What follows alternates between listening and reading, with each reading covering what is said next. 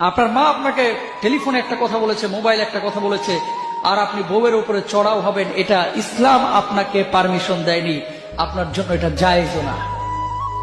আপনার মা আপনার জন্য কষ্ট করেছে, আপনাকে বড় করেছে, লালন পালন করেছে 18 বছর 20 বছর।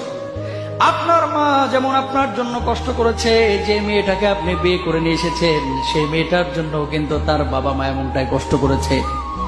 এই মেয়েটার ব্যাপারে মিথ্যা কথা বলে আপনাকে উত্তেজিত করে আপনার কাছ থেকে শাসন নিল এই মা, আপনি ওই মহিলার উপর অত্যাচার করলেন, ওই বৌমার উপর অত্যাচার করলেন, স্ত্রীর উপরে অত্যাচার করলেন।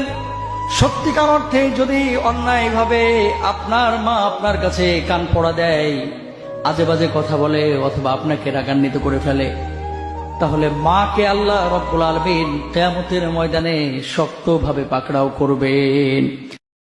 আপনার মা আপনাকে টেলিফোনে